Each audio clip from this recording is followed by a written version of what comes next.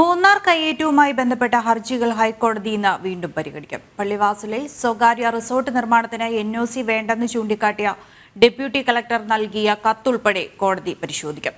Deputy കളക്ടറുടെ നടപടി സംശയകരമാണെന്ന് കോടതി കഴിഞ്ഞ ദിവസം കുറ്റപ്പെടുത്തിയിരുന്നു. മൂന്നാർ കയ്യേറ്റവുമായി ബന്ധപ്പെട്ട ഹർജികൾ ജസ്റ്റിസുമാരായ മുഹമ്മദ് മുഷ്താഖ്, എസ് മനു എന്നിവരുൾപ്പെട്ട ഡിവിഷൻ ബെഞ്ചാണ് പരിഗണിക്കുന്നത്. പള്ളിവാസലിൽ സ്വകാര്യ റിസോർട്ട് നിർമ്മാണത്തിന് NOC വേണ്ടെന്ന് ചൂണ്ടിക്കാട്ടി ഡെപ്യൂട്ടി കളക്ടർ നൽകിയ കത്തുൾപ്പെടെയുള്ള ഫയൽ ഹൈക്കോടതി ഇന്ന് പരിശോധിക്കും.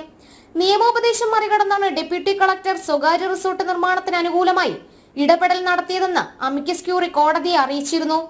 ഡെപ്യൂട്ടി കളക്ടറുടെ നടപടി സംശയകരമെന്ന് വ്യക്തമാക്കിയ കോടതി ആവശ്യമെങ്കിൽ വിജിലൻസ് അന്വേഷണത്തിന് നിർദ്ദേശിക്കുമെന്നും മുന്നറിയിപ്പ് നൽകിയിട്ടുണ്ട്. മൂന്നാർ കയ്യേറ്റം ഒഴിപ്പിക്കലുമായി ബന്ധപ്പെട്ട ഭൂസംരക്ഷണ സേന ഉദ്യോഗസ്ഥരെ സ്ഥലം മാറ്റിയ ഇടുക്കി കളക്ടറുടെ ഉത്തരവ് ഹൈക്കോടതി കഴിഞ്ഞ ദിവസമാണ് സ്റ്റേ ചെയ്തത്.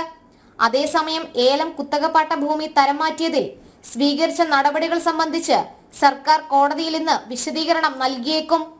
മൂന്നാർ കയ്യേറ്റത്തിലും വ്യാജപട്ടയ കേസുകളിലും CBI അന്വേഷണം വേണ്ടെന്ന നിലപാടാണ് സർക്കാർ ഹൈക്കോടതിയിൽ സ്വീകരിച്ചിട്ടുള്ളത്. ജനം, കൊച്ചി.